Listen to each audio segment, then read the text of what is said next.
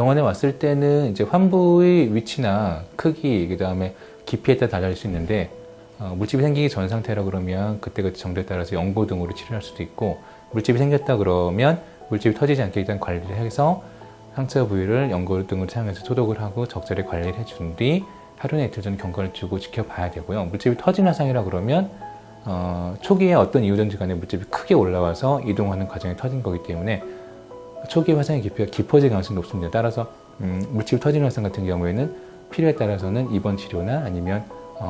약물 치료 등을 좀 더 오랫동안 해야 되는 경우도 생길 수 있는 거죠.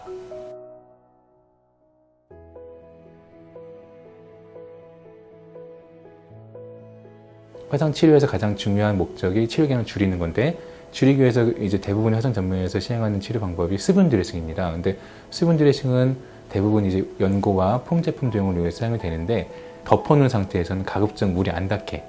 하는 것이 이제 치료 기간이나 염증 가능성을 가장 낮출 수 있습니다.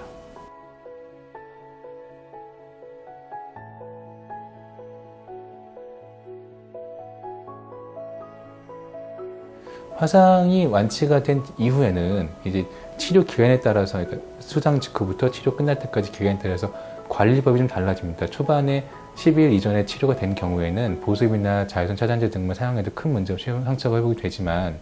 2주 넘어가고 3주가 넘어가서 완치가 된 화상 같은 경우에는 대부분 어떤 형식으로 흉터가 남을 수밖에 없습니다. 그런 흉터를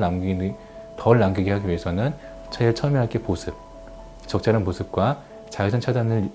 반드시 시행을 하셔야 되고요. 상태에 따라서 필요한 흉터 연고나 아니면 압박, 또 다른 여러 가지 제품들을 이용해서 가급적 흉터 가능성을 낮추는 방법들을 사용을 해야 되고, 이런 것들이 이제 환자분들이나 보호자분들이 시행하시기 어렵기 때문에 치료병원에 방문해서 정기적으로 외래 치료를 하시면서 상태에 따라서 사용하는 제품이나 아니면 약제 아니면 다른 것들을 사용을 해서 가급적 흉터 가능성을 낮추는 방법들을 고려를 해야 합니다.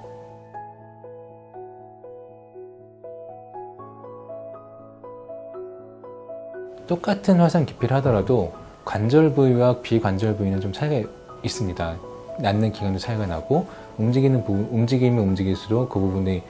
흉터 가능성이 높아지기 때문에 관절부와 비관절부는 똑같은 화상 깊이를 하더라도 낫는 시간이 좀 차이가 날 수 있고, 추후에도 흉터 가능성이 조금 더 관절 부분이 높아질 수 있습니다.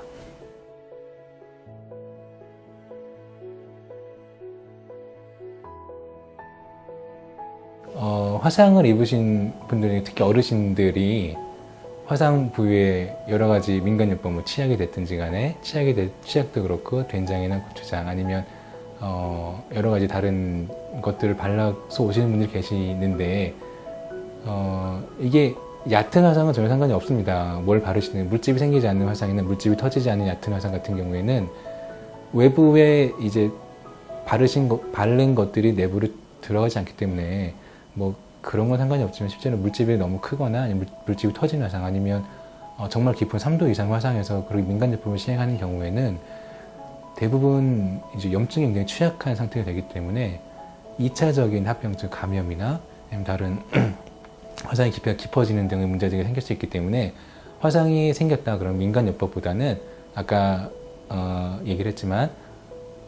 차가운 물로 화기를 제거한 뒤에 바로 병원에 방문을 해서 정확한 상태를 확인한 뒤에 그에 맞는 적절한 치료를 시행하는 것이 조금 더 치료 기간을 줄이고 흉터 가능성을 낮출 수 있는 좋은 방법이 됩니다.